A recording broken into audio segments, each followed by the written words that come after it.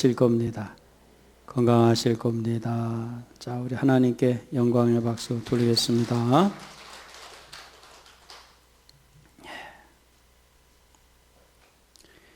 오늘은 여호수아 강의 38강째고요.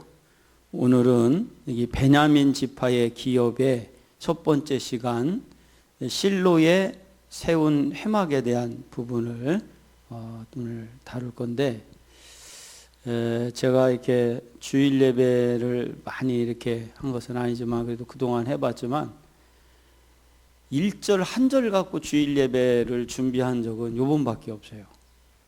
이거를 어떻게 연결을 해보려니까 할 수가 없어요. 그래서 오늘은 여호수아 18장 1절 한 절만 갖고 오늘 주일 예배를 말씀을 증거해야 되고, 근데 이 1절 한 절이 아주 굉장히 중요한 말씀이 여기에 다 들어가 있어요. 그런데 1절 한 절만 갖고 5페이지의 말씀이 나와요. 그래서 오늘은 이 실로에 대한 부분을 다룰 건데, 오늘 중간에 영상도 하나 볼 거예요. 영상도 하나 보고 이 실로에 대한 영상을 하나 잠깐 한 3분짜리인데 그것도 하나 보고, 그리고 이 실로가 가지고 있는 영적인 의미를 좀 볼 건데, 이 실로가 오늘 지난주에 말씀을 안 들으신 분은 이걸 이해를 조금 못할 것 같아서 제가 말씀 중간에 지난주 말씀을 조금 드릴 겁니다. 그럼 일단 말씀을 시작하면서 일단은 지난주 말씀에 어떤 말씀이 있었고 이 말씀이 어떻게 연결되는가 하고 이제 말씀을 드리면은, 지난주까지 이제 가나안을 정복하고 세 지파의 땅을 분배하는 얘기가 나왔어요. 그 첫 번째 땅 분배가 유다 지파, 그 다음이 에브라임 지파, 그 다음이 므낫세 지파가 이제 땅 분배를 했어요, 여호수아가. 그런데 문제가 발생이 됐어요. 어떤 문제가 발생되냐면, 에브라임 지파와 므낫세 지파는 요셉의 이 장자 요셉의 두 아들들의 지파거든요. 그런데 이 두 지파가 땅을 분배를 받고 난 다음에 불만을 표시하기 시작을 하는 거예요. 그래서 불만을 표시하다 보니까 어떤 일이 벌어지냐면, 여호수아가 왜 갑자기 세 지파밖에 땅을 분배하지 않은 상태에서 오늘 지난주에 이어서 이 실로라는 곳에 회막, 성막을 거기다 세우는 일이 일어나요. 근데 왜 이런 일이 벌어지는가? 그게 오늘 이제 나오는 말씀에 나와요. 그런데 일단은 그 준비한 이 그림을 한번, 첫 번째 그림 한번 띄워보세요. 첫 번째 그림을 보시면 띄워졌나요? 거기 보면은 실로가 있어요, 없어요? 있죠? 예, 오늘 그 빨갛게 칠한 부분이 실로인데, 실로가 어디에 있냐면 에브라임 지파 안에 들어있죠? 예. 그래서 이 에브라임 지파 안에 있는 이 실로를 중심으로 오늘 얘기가 나올 거예요. 그런데 갑자기 여호수아가 이 실로에다가 이제 그 성막을 만드는데, 본래는 어디에 있었냐면, 이 성막이, 그걸 좀 확대해 보면은 실로 밑에 오른쪽 아래로 보면 길갈이라고 나올 거예요. 여리고 위에. 찾았나요? 예. 거기 길갈에 본래 이 성막이 있었어요. 법궤가 있었어요. 그래가지고 요단강을 건너자마자 이 길갈이라는 곳에 있었는데, 이것이 이제 7년의 시간 동안에 여기 있다가 땅 분배를 하면서부터 지난주에 그 두 지파, 에브라임 지파, 므낫세 지파가 불평불만을 하자 여호수아가 실로에다가 그를 옮겨 놓는 거예요. 그런데 이 옮겨 놓은 이유가 오늘 이제 나오는 거예요, 그것이. 자, 그러면 자, 일단은 그러면 일단 이왕 그림 보여줬으니까 두 번째 그림도 한번 띄워보세요. 두 번째 그림을 보시면, 두 번째 그림을 보시면 이렇게 산 둥성이에 성막이 하나 만들어져 있죠. 예, 이게 여기가 실로예요. 이따 지금 영상에 자세하게 실로가 어떤 분인가 보여드릴 거고, 그 전에 성지순례 가셨던 분들은 여기 가셨던 경험이 있으실 거예요. 그리고 두 번째 그림 보면 아마 생각이 날 겁니다. 세 번째 그림 띄워보세요. 요게 실로인데 지금 중간에 하나 좀 그림을 좀 크게 보여주세요. 그림에 보면은 하나 건물이 이렇게 오른쪽에 하나 있죠. 그리고 허옇게 된 이 부분이 이 실로의 그 성전이 있었던 그 터를 지금 이렇게 사람들이 이거를 계속해서 발굴해내는 모습입니다. 그 다음 그림 한번 보시면 여기 지금 이 허옇게 나와 있는 이 부분이 바로 뭐냐면 거기가 지금 이렇게 중간에 보이는 데가 거기에 성막터예요. 성막터. 그리고 이제 제가 내일 새벽에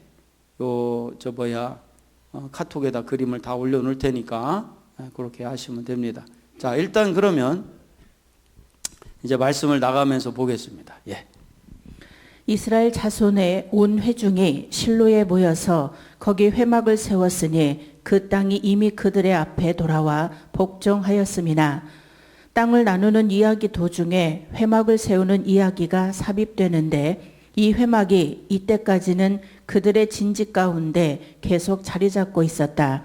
그러나 이제 광야에서 이 회막 주위를 둘러섰던 4대 편대 중 3편대가 없어졌거나 감소되게 되었다.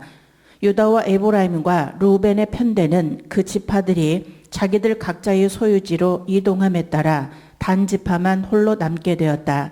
따라서 이제는 회막 그 자체를 성읍으로 옮겨야 하게 되었다. 여러 번 광야에서 제사장들과 레위인들은 이 회막을 그들에게 주어지는 지시에 따라 내리기도 하고 옮기기도 하며 다시 그것을 세우기도 했었다. 그러나 지금 그들은 영원히 그리고 완전히 하지 않으면 안 되었다. 거기 있는 막대기 하나도 임의로 옮겨서는 안 되며 거기 있는 끈 하나도 끊어지게 해서도 안 된다. 예, 그러니까 그동안 요단강을 건너자마자 길갈에다가 임시로 성막을 그렇게 텐트처럼 그렇게 해서 만들어 놨는데, 여기 이제 오늘 세우게 되는 이 실로에다가 세우는 성막은 이제 뭐냐면 성전과 성막의 중간 단계예요, 이게. 그래서 이 중간 단계를 이제 여기다가 실로에다가 아예 고정을 시키는 거예요. 그래서 이렇게 광야에서는 성전이 그 성막이라 그래서 이렇게 텐트처럼 했단 말이에요. 그런데 이제 솔로몬 때 와서는 성전이라고 해서 아예 건물을 세워버리는데, 오늘 여기 실로에 세우는 것은 성막과 성전의 중간 단계를 여기다 세우는데, 무려 여기서 이 실로에다가 세우고 난 다음에 이제 이동을 하지 않는 거예요. 이제는 고정을 시켜 놓는데 무려 300년이라는 시간 동안에 이 실로에다가 이 성막을 이렇게 세워놓는 역사가 일어납니다. 예. 그래서 회막이 옮겨지고 세워진 곳, 그곳은 실로였다. 그것은 에브라임 기업 내에 있는 성읍이지만 베냐민 기업에 가까이 인접해 있는 곳이었다. 하나님께서 친히 이런저런 방법으로 그들을 지도하셔서 이곳에 세우도록 하셨으리라고 확신한다. 하나님께서는 자기 이름을 두시려고 한 곳을 선택하실 것을 약속하셨다. 이 일에 있어서는 하나님께서 우림의 판단으로 자기 생각을 알려주셨을지도 모른다. 이곳에 회막이 세워지게 되었는데 거기에는 그만한 이유가 있다. 첫째, 이곳이 이 나라의 중심부이며 예루살렘보다 더 중심부에 가깝기 때문이었다. 그러므로 이스라엘 전체가 사방으로부터 거기로 모여들기에 보다 용이했었다. 회막은 광야에서도 진영의 한 가운데 자리 잡고 있었다. 그러므로 그것은 지금도 국가의 한 가운데 있어야 하며 그것으로 온 나라를 성별시키고 영광이 그들 가운데 있게 되었다. 시편 46편 5절에 하나님이 그 성중에 거하심에 성이 요동치 아니할 것이라 새벽에 하나님이 도우시리로다. 예. 그런데 이 성막을 이 실로에다가 세우게 된 이유가 이렇게 그 이스라엘이 기다랗게 돼 있잖아요. 북쪽에서 남쪽까지. 근데 중간에 위치해서 딱 중간에. 그래서 그 첫 번째 이유가 거기다 세우게 됐다는 거예요. 예. 둘째, 이곳이 여호수아가 속한 지파의 기업 내에 있었기 때문이었다. 지금 그는 총행정관이었다. 그러므로 이것이 그에게 가까이 있다는 것은 그의 명예와 편의를 위해서나 국가의 유익을 위해서 다 같이 좋았을 것이다. 이스라엘의 언약과 판단의 보좌는 언제나 함께한다. 예. 두 번째 이유는 여호수아가 속한 에브라임 지파가 이 지파의 그곳이 또 이 실로에 있는데 거기다가 세우면 이게 편하잖아요. 여호수아가 그거를 행정적으로나 제사를 드린다든지 할 때 편하단 말이에요. 그리고 이 실로라는 것은 단순히 성막이 있는 것으로 끝나는 게 아니라 우리로 말하면 수도가 세워지는 거예요, 거기에. 그래서 최초의 이스라엘의 수도는 실로예요. 그래서 여기다가 딱 세워서 300년 동안을 그 실로에다가 이렇게 운행을 하는 거예요. 그래서 우리가 저 성실을 갔을 때 그 실로 자리가 아주 요충지잖아요. 길의 요충지. 그래서 우리가 거기도 그 전에 성지순례를 가신 분들은 보셨을 거예요. 예. 셋째, 어떤 이들은 실로라는 그 장소의 이름에 뜻이 있다고 생각한다. 실로라는 말은 메시아를 지칭하는데 그것은 야곱의 임종의 예언에서 볼 수 있다. 홀이 유다를 떠나지 아니하며 치리자의 지팡이가 그 발 사이에서 떠나지 아니하시기를 실로가 오시기까지 미치리니 그에게 모든 백성이 복종하리로다. 라이트 푸트 박사는 회막이 세워진 곳을 실로라고 부른 것은 그 당시 그 땅에 평화가 있었기 때문이라고 생각한다. 또한 후에 살렘에 그의 성전이 있게 되었는데 그것도 또한 평화스러움을 의미한다. 즉 평화가 있는 곳에 하나님의 성전이 세워지게 된다는 것입니다. 예. 근데 이 실로라는 게 메시아를 의미하는데 근데 이 메시아가 이 땅에 우리에게 구원을 주러 오시잖아요. 근데 그 구원받은 자, 구원이라는 뜻이 어떤 의미를 갖고 있냐면 평화가 온다는 거예요. 평화가. 그런데 그래서 이 라이트 푸트라는 박사는 이 실로라는 것을 그 땅에 평화가 있기 때문이라고 그 실로의 의미를 풀어서 얘기를 했다는 거예요. 그 실로의 의미는 평화스러움을 의미한다. 이런 의미라고. 그래서 이 얘기는 뭐냐면 평화가 있는 곳에 하나님의 성전이 세워진다는 거예요. 예. 이 일을 하는 엄숙한 예전, 이스라엘 자손의 온 회중이 이 엄숙한 예전에 참여해서 임재하심의 표시인 하나님의 법궤에 영광을 돌리고 그 회막의 정자를 환영하기 위해서 함께 모였다. 모든 이스라엘 백성은 이 일에 관심을 가지고 있었다. 그러므로 모두가 이때는 자기들의 기쁨과 만족을 나타내었다. 아마도 회막이 실로로 옮겨지자 아직 진중에 머물렀던 지파들도 길갈에서부터 진을 옮겨 실로 주변에 장막을 쳤을 것이라고 생각된다. 모든 참된 이스라엘 사람들은 하나님의 장막이 머무는 곳에 머물기를 원한 것이다. 그들 앞에서 점령된 땅에 관한 이야기가 이 기회에 나오는데 그것은 적어도 이 주변의 모든 땅이 완전히 정복되었음을 의미한다. 그들은 아무런 반대에도 부닥치지 않았고 어떠한 위험도 의식하지 않았다. 하나님께서 그들에게 축복해 주신 이 연속적인 성공에 대해 그들을 향한 하나님의 선하심을 감사할 때라고 생각하고 있었다. 편안한 장소에 정주하는 순간 곧 그들의 첫 번째 관심이 법궤가 편안히 안주하게 되는 것을 보는 것이었을 때 이것은 그들의 가나안 정주가 편안할 것이라는 길조였다. 여기서 법궤는 엘리 집안의 죄악으로 인해 법궤를 빼앗겨 잃어버리고 실로가 파괴될 때까지 약 300년간이나 계속해서 있었다. 그리고 실로의 파괴는 오랜 후에 예루살렘에 대한 경고로 사용되어졌다. 예. 근데 이 실로가 이 뭐냐면 그 법궤가 편안히 안주하게 되는 것을 보는 것이었을 때 이것은 가나안 정주가 편안할 것이라는 길조였다. 그러면서 이 법궤가 300년 동안 이 실로에 있었다는 거예요. 그런데 영원할 줄 알았는데 그렇지가 않더라는 거예요. 그러면서 실로의 파괴는 곧 예루살렘에 대한 경고로 사용하기도 했다는 거예요. 그러니까 지금은 예루살렘조차도 성막이 파괴됐잖아요. 성전이 파괴됐죠. 자, 그거를 들어서 이 실로를 들어서 경고하기도 했다는 거예요. 예. 예레미야 7장 12절에 너희는 실로에 가서 내가 어떻게 행한 것을 보라. 즉 가나안 땅을 정복해 나가기 위해서는 어떠한 것보다 하나님을 상징하는 법궤, 말씀이 안전적으로 거처할 장소가 정해져야 되는 것입니다. 참고로 그러니까 이 가나안 땅을 정복해 나가기 위해서는 지금도 원리가 그렇다는 거예요.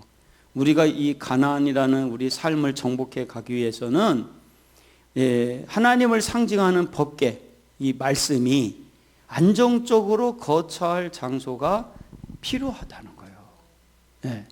그런데 참고로 이제 이 말씀이 나오는데 그러면 왜 이 여호수아는 갑자기 유다 지파, 에브라임 지파, 그다음에 므낫세 지파를 세 지파밖에 땅을 이렇게 분배하지 않은 상태에서 갑자기 왜 이 성막을 실로로 옮겼는가? 이제 문헌 나오기 전에 앞서 좀 얘기를 해드리면요, 문헌에 보면 그렇게 나와요.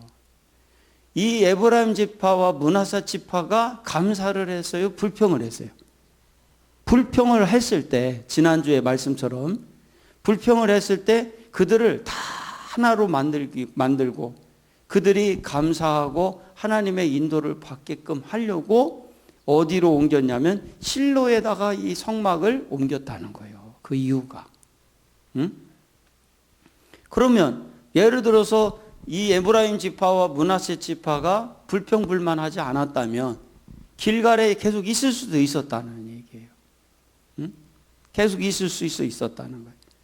그러니까 지금 가나안을 정복해 나가는 것에 집중을 하고 땅을 분배하는 것에 집중을 해야 되는 시기에 갑자기 이 성막을 실로에 옮겼다는 것은 그만큼 영적인 정비가 필요했다는 거예요. 그러니까 우리가 이 얘기는 뭐냐면 가나안 땅을 정복해 가는 것보다 더 중요한 게, 우리 교회에서 중요한 게 뭐냐면 교회가 막 선교하고 전도하고 뭐 부흥되고 그런 것보다 더 중요한 게 뭐라는 거예요? 우리의 실로가 있어야 된다는 거예요. 우리가 교회가 실로를 잃어버리면 안 된다는 거예요. 그 평안을 잃어버리면 안 된다는 거예요.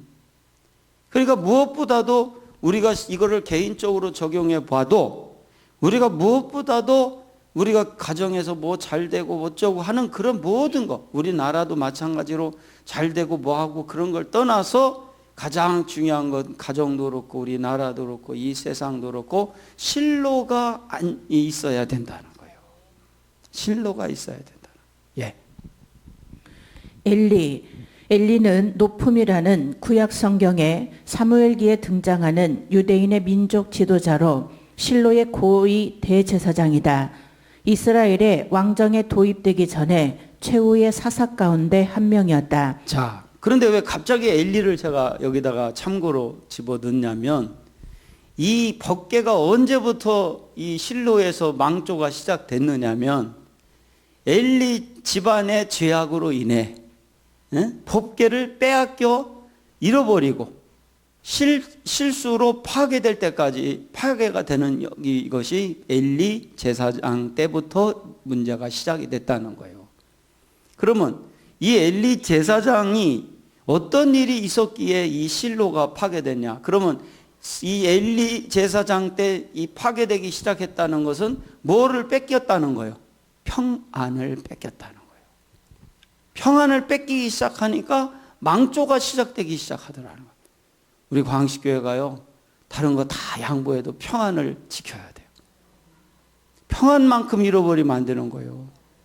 교회가 다 양보해도 평안을 놓쳐버리면 끝나는 거예요. 가정에서도 마찬가지 평안만 지키면요 가정이 형통하게 되어 있어요. 예, 그래서 엘리 제사장을 지금 제가 자료를 여기다 집어넣은 거예요. 한번 봅시다. 사무엘기의 기술에 따르면 엘리는 실로에 거주했으며 아들인 홈니와 비느하스를 두었으나 아들들의 신을 업신여기는 태도에 대해 슬퍼하여 수하로 거둔 사무엘의 애정을 쏟았다. 신에 대하여 죄를 지은 엘리의 아들들이 블레셋과의 전쟁에서 전사하여 이스라엘 민족의 자랑이었던 언약 계약의 궤까지 빼앗겼다는 소식을 알게 된 엘리는 의자에서 굴러떨어져 목뼈가 부러져 죽었다. 민수기 18장 1절의 기술에 따르면 이집트에서 가나안 지역으로 이주한 이스라엘 민족이 언약궤를 모신 회막을 세운 지역이 실로였다. 실로는 이 시기부터 종교적 중심지의 역할을 하였다. 엘리가 이스라엘 민족의 사사로 활동하는 시기는 사사시대의 막바지에 해당한다. 엘리의 사후 사무엘이 대제사장 및 선지자로 활동하며 이스라엘은 사사시대에서 왕정시대로 넘어가며 다윗의 아들 솔로몬에 의해 예루살렘의 성전이 건설되면서 종교적 중심지가 예루살렘으로 이동한다. 예, 고관사고 카톡에 그 하나 보낸 거 있거든. 그거 준비했다가 저기 띄워줘요. 그 도표 하나 또 보냈어요.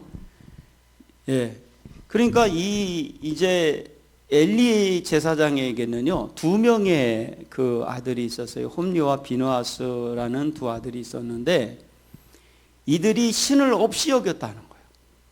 그리고 수하로 거둔 사무엘이 애정을 이 엘리 제사장은 쏟았다는 거예요.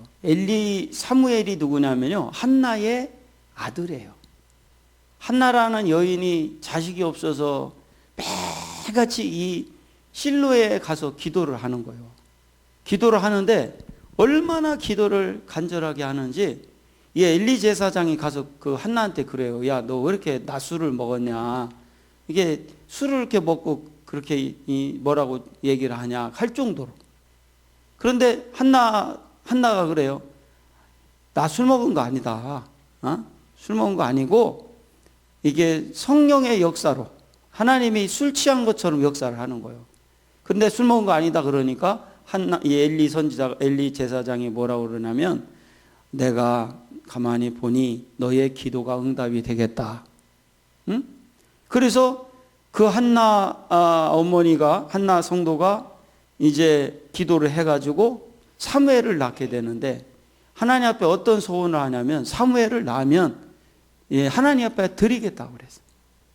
그래서 그 기도를 엘리 제사장이 받기 때문에 그 아이를 사무엘을 자기의 그 제사장의 길을 갈 수 있도록 그 길을 열어주는 거예요.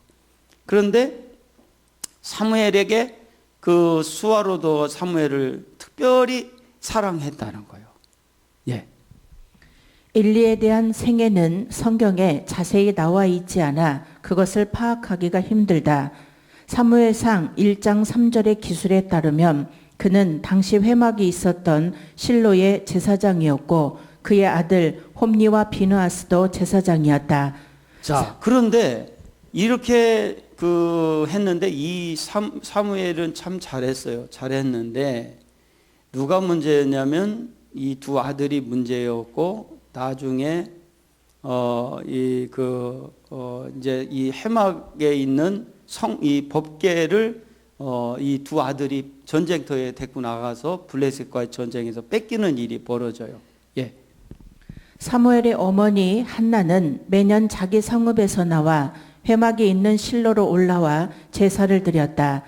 회막 앞에서 한나가 기도하고 통곡할 때 근처에 있던 엘리는 한나가 기도하는 모습을 술에 취한 것으로 판단하여 내가 언제까지 취하여 있겠느냐 포도주를 끊으라 라고 말하였고 이에 한나가 신에게 기도한 것이라 대답하며 이에 엘리는 한나의 원하는 것이 이루어질 것을 말하였다.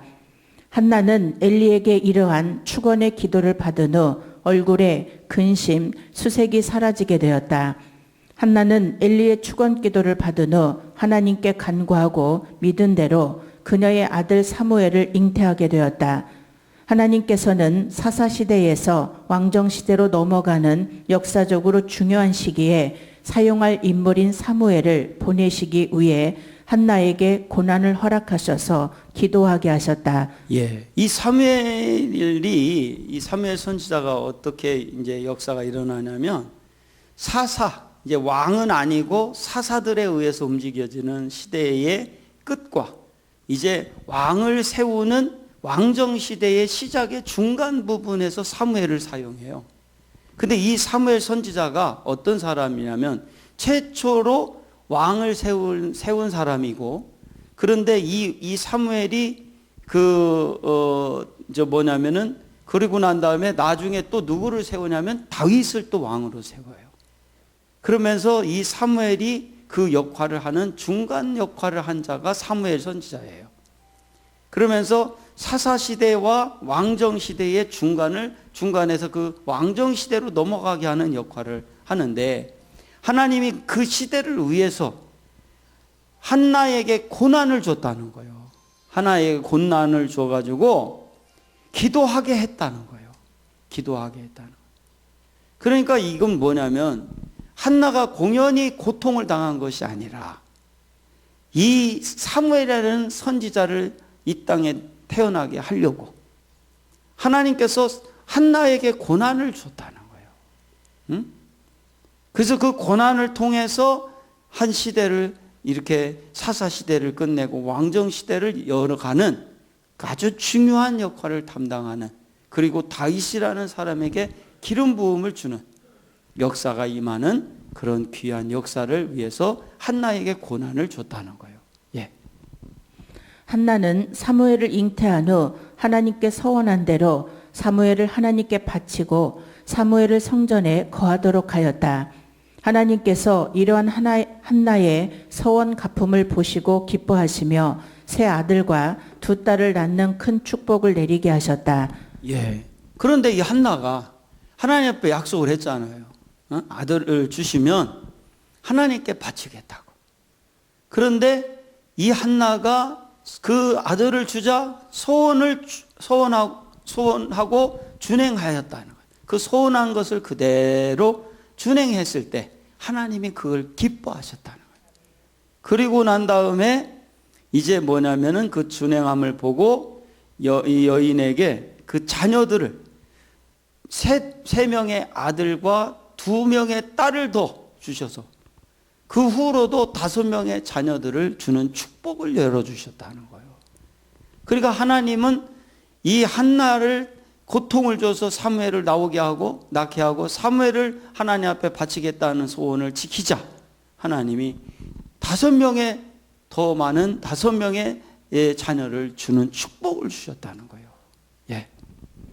한나는 하나님께 서원하고 준행함으로 하나님께 축복을 받은 여인이었다. 사무엘상 2장에 따르면 엘리의 아들들의 행실이 나쁨을 이야기하고 있으며 여호와의 제사를 멸시하였다. 이에 엘리는 말로 그리하지 말라고 이야기하지만 아들들은 따르지 않았기에 엘리의 집안에 저주를 내린다고 성경에 기록되어 있다. 예, 금방 보낸 그 도표 하나를 좀 띄워보세요. 예, 도표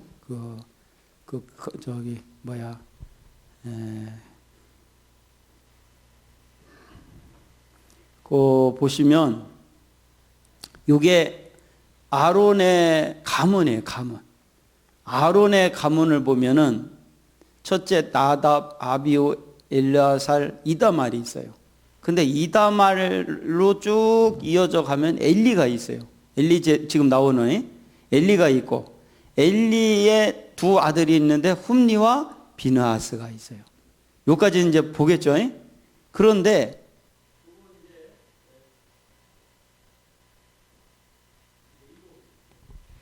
이어 아이 사무엘이 엘리 앞에서 섬길 당시 하나님은 사무엘을 부르시고 엘리의 집에 대한 심판의 예언을 하셨다.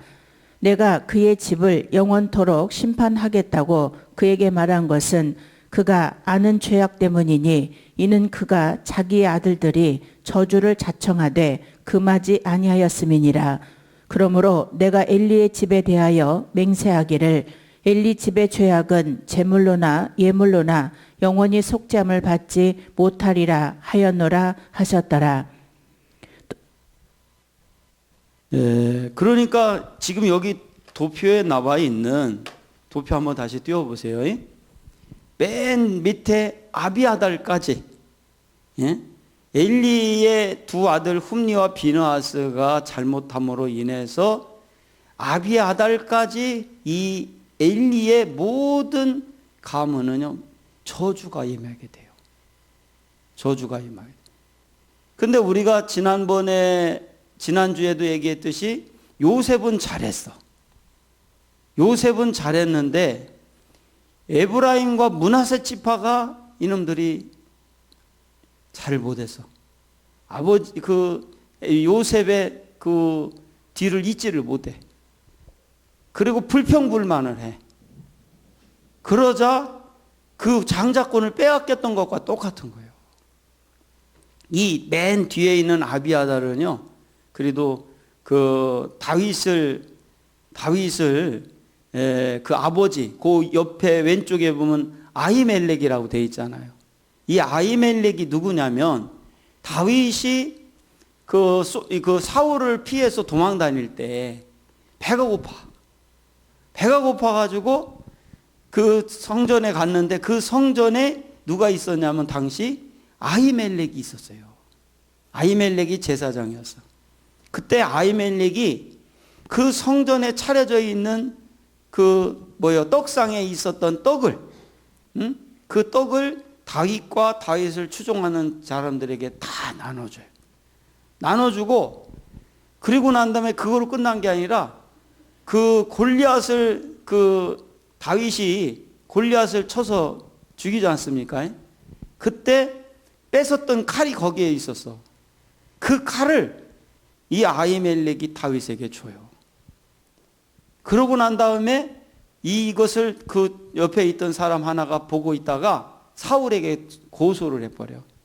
그래서 사울이 이 아히멜렉과 나머지 제사장들을 다 죽여버려요. 그때 유일하게 살아남은 게 누구냐면 아비아달이에요. 아비아달.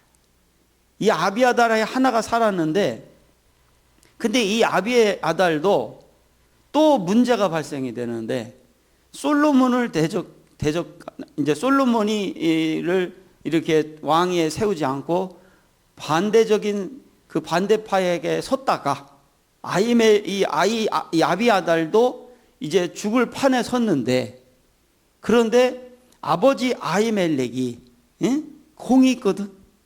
그 공을 봐서 목숨은 건지고 제사장직을 박탈하고 다른 데로 보내는 역사가 일어나는 거예요. 그게 바로 아히멜렉과 아비아달이야. 그러니까 끝까지 선지자가 예언했듯이 이 엘리의 가문은 철저하게 하나님 배격해 버려요.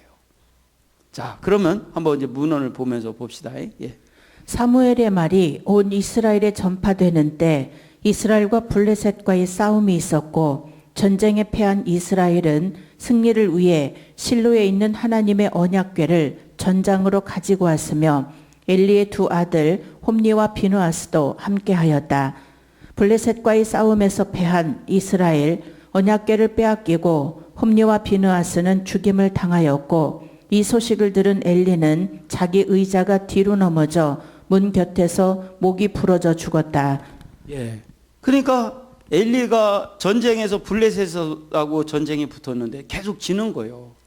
그 지니까 어떤 일이 벌어졌냐면 이제 법궤를 앞세워서 싸움을 하는데 법궤마저도 뺏기고 전쟁에서도 지고, 그 다음에 제사장 홈니와 비느하스는 거기서 죽음을 당해요. 그 소식을 아버지 엘리가 듣고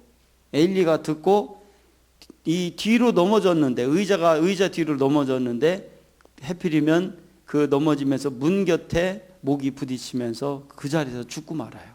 근데 문헌에 보면 엘리가 상당히 뚱뚱했어요.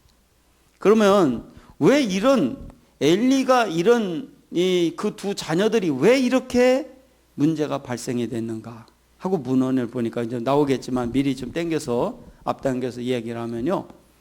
엘리 제사장이 한나가 기도할 때 술을 취한 줄 알았다 그랬어요. 그것은 뭘 말하냐면 이 엘리 제사장의 영적인 영성이 흐려졌다는 거예요. 분별을 잘 못하는 거예요. 그러니까 이 두 아들이 왜 이렇게 속을 썩였는가 하고 봤더니 그들의 잘못을 지적하지 않았다. 단순하게 본다면 그렇게 얘기할 수도 있지만은 그게 아니라 엘리 제사장의 영성이 이미 흐트러져 있는 상태예요. 그러니까 자녀에게 그대로 흘러가는 거예요. 제가 여러분들한테 그런 얘기를 하잖아요. 우리 교회는 눈 깜빡거릴 때까지 사명자다. 우리가 은퇴가 없다.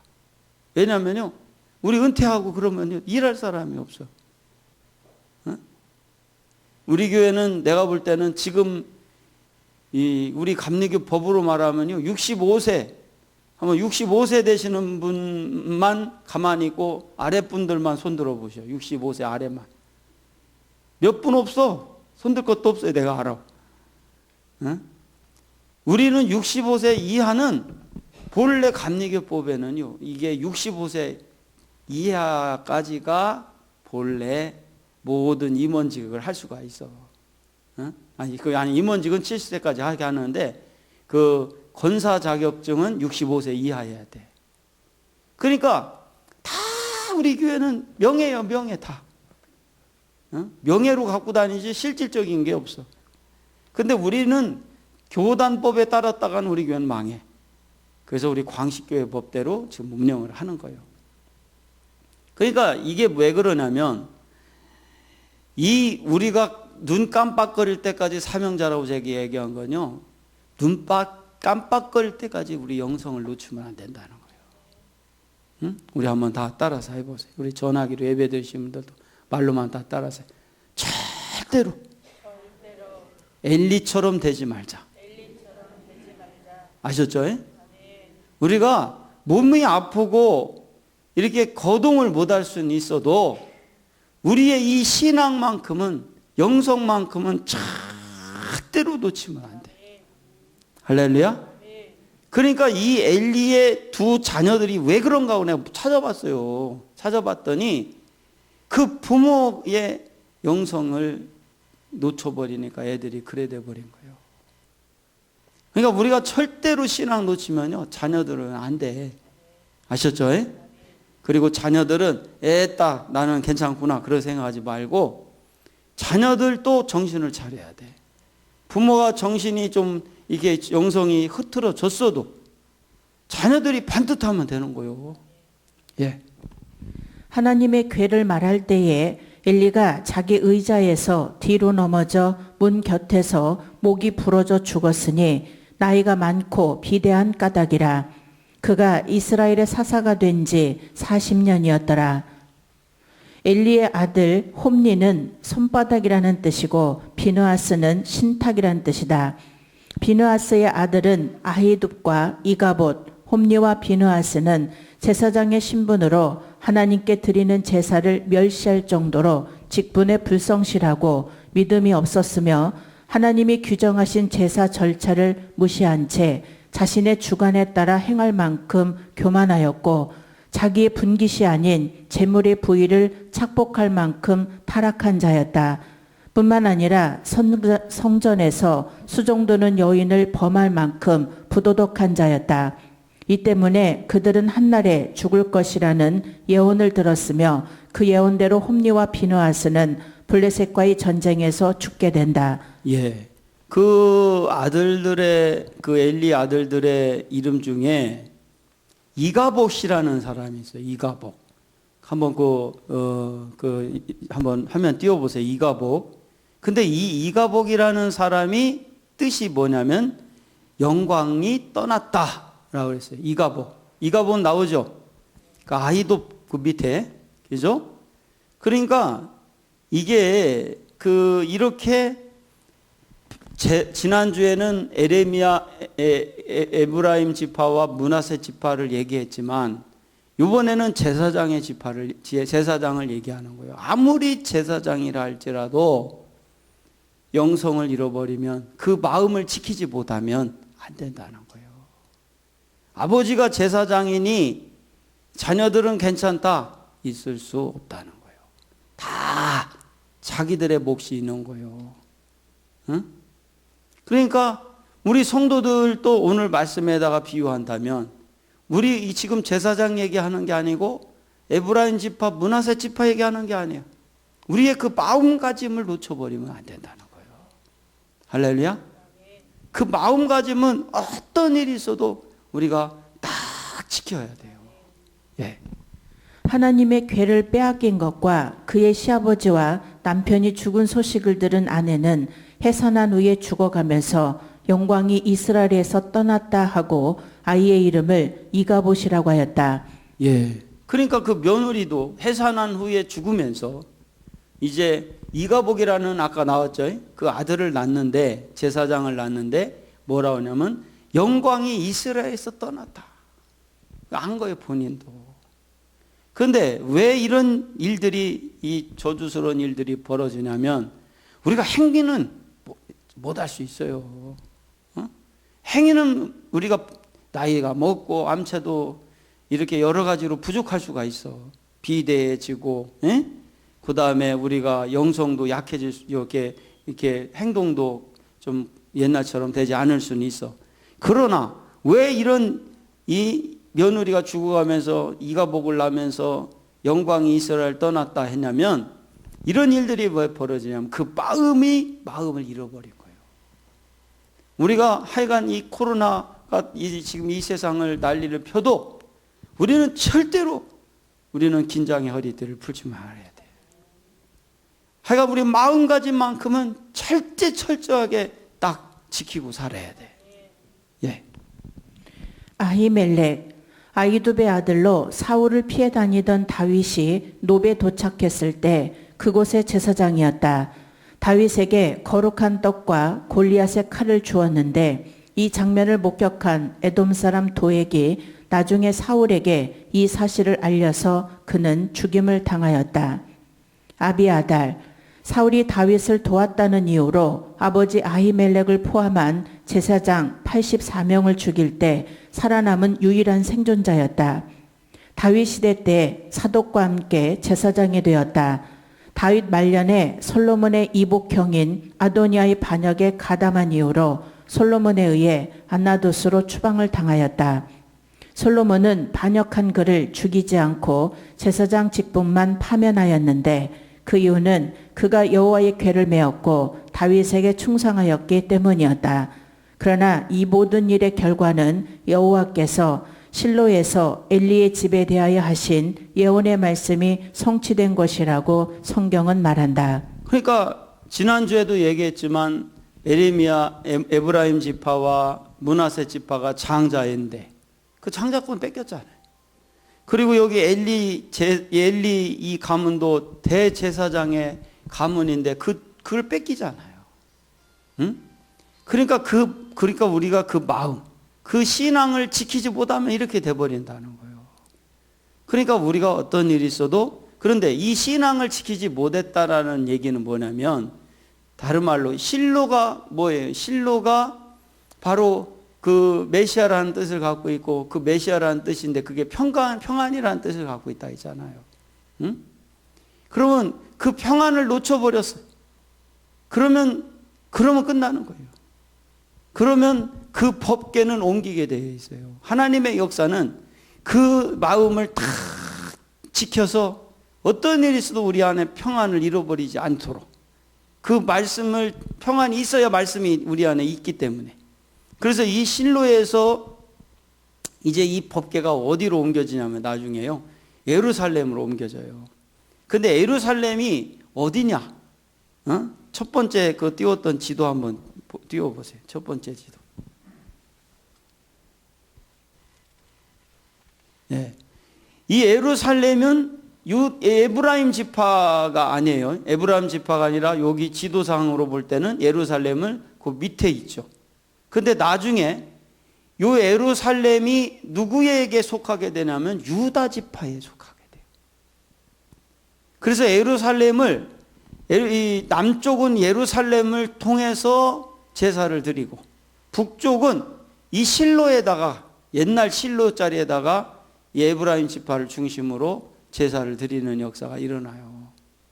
그런데 이 예루살렘도 그 의미가 뭡니까? 예루살렘은 평화의 뭐예요? 도시라는 뜻을 갖고 있어요. 평화의 도시. 그런데 이 예루살렘마저도 하나님 앞에 순종치 못했을 때 그게 깨져버려. 그러면 이 얘기는 뭐냐면 지금도 안식을 뺏긴 자에게는 하나님의 실로의 역사가 일어나지 않아요. 실로의 역사가 일어나려면 우리도 지금도 안식을 뺏기는 일을 하지 말아야 돼요. 그래서 우리 마음을 하나님을 향한 이 믿음의 마음을 지켜야 돼요. 예. 1절 실로에 모여서 여호수아는 요단 서편에서 세 지파에 대한 기업 분배를 일단 마친 후에 이스라엘의 모든 회중을 실로에 모이게 한 다음 회막을 세우게 하였다. 이처럼 중요한 기업 분배 작업을 일시 중단하고 성막부터 세운 이유는 아마도 요셉 자손들의 항의 사건 이후 기업 분배에 대해 남은 7지파가 소극적인 태도를 취했기 때문에 여호수아는 하나님의 전인 성막을 세움으로써 가나안 땅에 대한 하나님의 언약을 새롭게 고치시켜 새로운 전기를 마련코자 했기 때문인 듯하다. 예. 그러니까 여기 주석에 나온 것처럼 나머지 7지파들이 그 2지파 에브라임과 므낫세 지파가 그 불만을 얘기하는 걸 보면서 소극적 태도를 취해버렸다는 거예요. 그 영향을 줘버린 거예요 이미. 그래서 그거를 다 하나로 묶어서 새로운 전기를 마련하고자 지금 이 실로에다가 성막을 짓게 됐다는 거예요.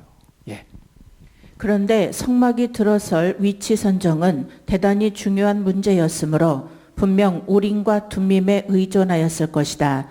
결과적으로 에브라임 지파 내에 위치한 실로가 성막의 장소로 선정되었는데 선정 이후로는 다음과 같은 사실을 들 수 있을 것이다. 첫째, 실로는 이스라엘 12지파가 다 함께 모여 예배 드리기에 적당하도록 가나안 중심부에 위치했기 때문이다. 둘째, 실로, 휴식과 안식이라는 이름이 상징하는 바 그곳은 하나님의 안식처로서 그리고 백성들이 평화롭게 안식할 장소로서 합당했기 때문이다. 예. 그러니까 우리 교회를 하나 예를 들어 봅시다. 이게 교회가 이렇게 저쪽 외곽에 있는 게 아니라 우리 마을이 여기 주변에 7개 마을을 중심으로 딱 중간에 있잖아요. 그죠? 그리고 우리 교회가 특별하게 뭘 안 해도 중요한 게 뭐예요? 우리에게 실로를 놓쳐버리면 안 돼. 우리 광식교회가. 할렐루야? 그 실로가 뭐예요? 휴식과 뭐예요? 안식이다. 우리 한번 따라서 합시다. 휴식과 안식. 우리 교회가 가장 중요한 역할은요, 뭐 많은 일을 하고 막 부흥시키고 막 이런 것도 어떤 일이 될 수 있지만 가장 중요한 것은 우리 교회가 안식이 돼줘야 돼. 할렐루야? 아까 주일 예배 드리러 딱 올라오는데, 이거 저기 올라오기까지는 약간 더웠는데 교회 딱 들어오니까 에어컨을 틀어놔서 그런가 시원한데 내 마음에 안식이 확 오더라고. 응? 우리 장로님들이나 저나 여기 각부 부장들이나 우리 권사님들, 인도자님, 속장님들이 흔한 거 안 해도 우리 교회가 휴식을 주는 교회. 할렐루야? 우리 교회가 안식을 주는 교회가 되기를 축원합니다. 예. 그러나 여기서 실로가 야곱의 예언에 언급된 실로에서 영향을 받은 것 같지는 않다. 여하튼 성막이 길갈로부터 실로로 옮겨짐으로써 향후 실로는 이스라엘의 종교, 정치, 군사, 행정의 중심부가 되었는데 곧 엘리 대제사장 시대에 언약궤가 블레셋의 손으로 넘어갈 때까지 약 350년 동안 이스라엘 역사의 주요 무대가 되었던 것이다. 요즘에 트롯이 얼마나 대세예요. 그죠? 트롯이 대세인데 사람들이 왜 트롯을 들으면서 좋아하냐면은 아, 저도 그랬어요. 요새 트롯 나오기 대세되기 전까지 맨 아이돌 애들만 나도 노래를 부르는데 난 저 도대체 무슨 말인지 말귀도 못 알아듣겠고 그 노래를 들으면 안식이 없어. 도대체 알아듣지를 못하니까. 그런데 트롯의 대세로 떠오르는 사람들 대개 내가 이명웅이 팬인데 그 이명웅이 노래를 들으면 우리 장모님도 그렇고 좋아하는 이유가 있어. 힐링이 돼 막. 응? 내가 송가인도 좋아하거든. 송가인을 좋아하는데 왜 그러냐면 노래를 들으면 노래를 잘한다 그게 아니야. 와, 회복이 돼 막 이게 막 힐링이 돼. 쉼이 있어. 그러니까 그런데 세상도 똑같아. 세상도 사람들이 가장 삶의 중심에다 두는 게 뭐라는 거예요? 휴식과 뭐요? 안식이라는 거예요. 왜 이 여호수아가 실로에다가 성막을 만들었냐? 휴식과 뭐 때문에? 안식 때문에 만든 거예요. 할렐루야. 그러니까 그거를 뺏기는 일을 하지 말라는 거예요. 우리 안에 안식 뺏기는 거, 휴식 뺏기는 거 하면 큰일 나는 거예요. 여러분요, 잠만 푹 잘 자고 마음 편하고 한번 그래 봐봐. 몸이 확 건강해지는 거예요. 하나님이 그 샬롬의 축복을 아브라함 다음에 공식적으로 축복을 빌어주며 샬롬의 축복을 줬잖아. 그게 평강이잖아. 근데 그 평강이라는 단어 속에는 물질의 축복, 건강의 축복, 자녀의 축복, 모든 게 들어있잖아. 할렐루야? 예, 그래서 이렇게 실로다 옮긴 거예요, 지금. 예. 한편 실로의 위치는 베델과 세겜의 중간 지점으로서 구체적으로는 베델 북쪽 약 15km 지점, 세겜 남쪽 약 20km 지점이다. 그리고 고고학적 발굴에 의하면 이 도성은 대략 BC 1050년경에 파괴되어진 것으로 보고되는데 현재는 세일론이라는 폐허지에서 그 흔적을 겨우 찾아볼 수 있을 따름이다. 길갈, 이 명칭의 의의에 대해서는 5장 9절에 잘 나타나 있다.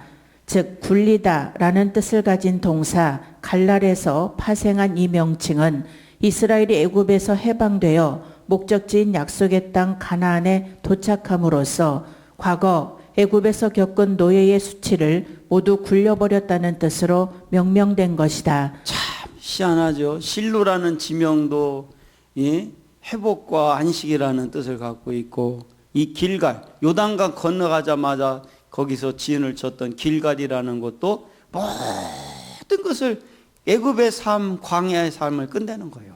굴려보낸다는 거예요. 그러니까 우리가 이 광식교회도 그렇잖아요. 내가 맨날 이 전국을 다니며 외국을 다니며 내가 우리 광식교회를 내가 얼마나 내가 증거를 많이 하는지. 광시가 뭐예요? 때시자의 빛광자 아닙니까? 때가 된 거예요. 빛이 시작되는 역사가 일어나는 곳 아닙니까? 지명이 어쩌면 그렇게 기가 막히냐고. 신대리가 뭐예요? 새신자의 터대자 아닙니까? 새로운 터잖아요, 여기가. 여러분, 우리 삶이요 우연이 없어요. 할렐루야. 다 뜻이 있는 거예요. 우리 장모님이 그 전에 꿈을 꿨다 그랬잖아요. 세상이 광식교회로 온 지역에서 다 물이 사열로 다 쏟아지더라는 거예요. 우리 아는 어떤 권사님인데 친척 중에 한 분이 그 꿈을 꿨대. 꿨더니 자기가 마지막에는 광식교회에 와서 신앙생활을 하게 되는데 강대상에서 빛이 나더라는 거예요. 자기가 거기 밑에서 이 마지막에 신앙생활을 이 광식교회에 와서 하더라는 거예요. 할렐루야. 저는 우리 광식교회를 이렇게 증거하려고 하는 게 아니라 이 길갈과 같이 모든 것이 우연이 없다는 거예요. 다 날려보낸다는 뜻을 갖고 있고 그 최초로 성막을 세운 것이 실로 아닙니까? 실로의 뜻이 회복과 안식이다는 거예요. 예. 한편 요단강 언덕으로부터 약 8km가량 떨어진 이곳은 길갈은 이스라엘 백성들이 가나안 땅에서 진을 친 첫 수경지이자 가나안 정복 전쟁을 위한 교두보였다. 따라서 이후 전개되는 가나안 정복 전쟁은 물론 사사시대 및 초기 왕국시대에 이르기까지 이곳 길갈은 이스라엘의 정치적, 군사적, 종교적 중심지로서 특히 중요한 성읍이 되었던 것이다. 한편 오늘날 그 위치는 길벳 엘 메푸질로 추정되고 있다. 예. 그러니까 이렇게 모든 것이 다 우연이 없이 이렇게 회복과 안식이 있는 곳에 하나님의 성전이 세워지고, 할렐루야. 그리고 정치적, 군사적, 종교적 모든 것의 중심이 되더라는 거예요. 그러니까 지금도 우리 삶에 회복과 안식을 뺏기면 안 돼요. 매같이 회복이 일어나야 돼. 매같이 매 순간 안식이 임하기를 축원합니다. 예. 회막을 세웠으니, 회막은 히브리어로 오헬 모에드의 번역으로 직역하면 만남의 장막이다. 이와 같이 불리게 된 것은 이곳에서 하나님이 이스라엘 백성들을 만나셨기 때문이다. 예. 그러니까 회막에서 하나님이 이스라엘 백성을 만나더라는 거예요. 그 영상 준비 좀 하고 있어요. 예. 딱 틀으라면 딱 들게. 그러니까 이 회복이 있고 안식이 있는 그곳에, 평안이 있는 그곳에 하나님이 오신다는 거예요. 예. 또한 회막은 성막, 증거막, 범막, 성소, 여호와의 전, 하나님의 집, 장막, 여호와의 장막 등으로도 불린다. 그 땅이 이미 그들의 앞에 돌아와 복종하였음이나, 이 구절은 여호수아가 실로의 회막을 세운 이유를 설명해 준다. 즉 지금까지 가나안 정복의 중심지는 길갈이었는데 이제 가나안의 중심부가 이스라엘 수중에 들어온 상태였기 때문에 더 이상 요단강 바로 건너편인 길갈에 이스라엘 본진을 둘 필요가 없었다. 그러니까 이 얘기는 이렇게 생각할 수 있어요. 간단하게 단순하게 생각하면 지금까지는 길갈이 중심이었다는 얘기는 다 굴러간 그 은혜, 그 모든 이 종으로부터의 삶을 굴러내게 하고 광야의 삶을 굴러가게 한 그것이 그 은혜를 중심으로 가나안을 정복해 갔다면, 이제는 실로를 중심으로 정복해 간다는 얘기가 뭐냐면 회복과 뭐라는 거, 이젠 안식이다 이거예요. 그거 뺏기지 말라는 거예요. 예. 따라서 이스라엘의 중심지를 길갈에서 실로로 옮긴 것이었다.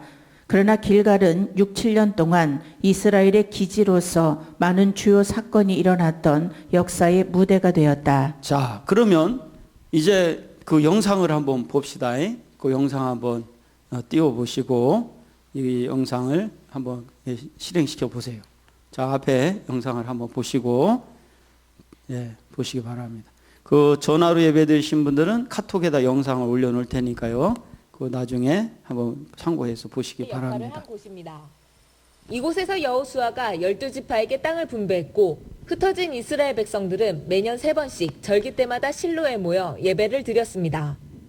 Here in Shiloh, it's biblical history coming alive. We don't need to go to a bookstore and to buy a tour guide. We take the Bible. The Bible is our tour guide. We walk with the Bible in hand and we see and experience exactly what appears in the Bible itself. 예, 자막에 나오는 실로는 사모님이 좀 읽어주세요. 1922년 덴마크 탐험가에 의해 처음 발견돼 1926년부터 1932년 사이 첫 발굴이 이루어졌고, 이후 1981년부터 다시 시작돼 지금까지 계속되고 있습니다. 고고학자들은 지리적 위치, 지형, 그리고 그동안의 발굴 결과를 토대로 이곳이 성경 속 실로의 위치가 맞다고 확신하고 있습니다. 이곳에서는 교회터가 5곳이나 발견됐는데, 보통 성경 속 주요 장소들에는 대대로 사람들이 그곳을 지키며 살다가 비전틴 시대에 교회가 세워지면서 고고학적으로 큰 흔적을 남깁니다. 결정적으로 그중 한 곳에서는 예수께서 실로 백성들을 축복하시길이라는 글자가 새겨진 모자이크가 발견됐습니다. 성막이 세워진 위치도 정확히 추정해냈는데 그 근거를 성경에서 찾습니다. 사무엘 4장에서 베냐민 사람이 블레셋과의 전쟁에서 패했다는 소식을 엘리 제사장에게 전하러 온 장면을 그 첫 번째 근거로 삼습니다. The entrance to the city is from the south, because all the other places have a steep wall. It's obvious. He had to walk through the city, go And then to the 성막으로 tabernacle. That 가기 means that the 위해서는 tabernacle 도시를 was 가로질러야만 north of the 했고 city. 그것은 성막이 북쪽에 있다는 벽이 뜻입니다. 이렇게 쌓여 있는데 옆에 벽이 이것이 둘러싸여 성경에 나오는 있는데 회막의 이것이 넓이하고 성경에 일치합니다. 나오는 회막의 넓이와 그리고 일치합니다. 또 그리고 길이도 길이도 성경의 성경의 회막의 회막의 길이와 길이하고 일치합니다. CTS에서는 성경을 증명하는 고고학 발굴지들을 찾아가 발견된 유물과 유적, 그리고 성경적 의미를 심도 깊게 살펴보는 고고학 탐사 다큐 성경은 역사다를 제작했으며 실로를 포함한 다양한 성지를 프로그램을 통해 확인할 수 있습니다. 이스라엘에서 CTS 뉴스 박지영입니다. 예. 일단 팬티만 입고 인터뷰도 괜찮으세요? 이제 꺼도 돼요. 예. 네, 네모 팬티잖아요. 자. 저 오빠 앞에서도 이러고 돌아다녀요. 예. 그러면 이처럼 여기가 이제 우리가 성지순례 가면 꼭 한 번씩 가는 데거든요. 그러니까 나중에 하여간 코로나 끝나면 성지순례를 또 몇 번 더 갈 거예요. 그때는 좀 이 근력이 좀 이제 잘 모아놨다가 그땐 꼭 가셔야 돼. 가셔서 이렇게 성경을 우리가 많이 접하잖아요. 그리고 직접 현장에 가서 봐야 돼. 그 현장에 가서 보면은 또 은혜가 돼요. 그러니까 여러분 하여간 건강 잘 하나님 앞에 유지하고 실로를 지켜야 돼. 그러면 하나님의 역사 일어날 줄 믿습니다. 우리 한번 다 따라서 합시다. 한 주간 천국 가는 날까지 실로 지키자. 네, 오른손 한번 다 드시고 오래간만에 우리 전화기로 예의 되신 분들 또 다 따라서 실로를 지키자. 우리 하나님께 영광의 박수 드려요. 그래서 실로를 뺏기면 우리는 망하는 거예요. 아셨죠? 네, 그래서 에브라임 지파, 므낫세 지파도 그랬고 엘리 제사장도 실로를 뺏겨버렸어요. 그걸 뺏기면 절대 안 되는 거예요. 자, 기도하겠습니다. 하나님 아버지,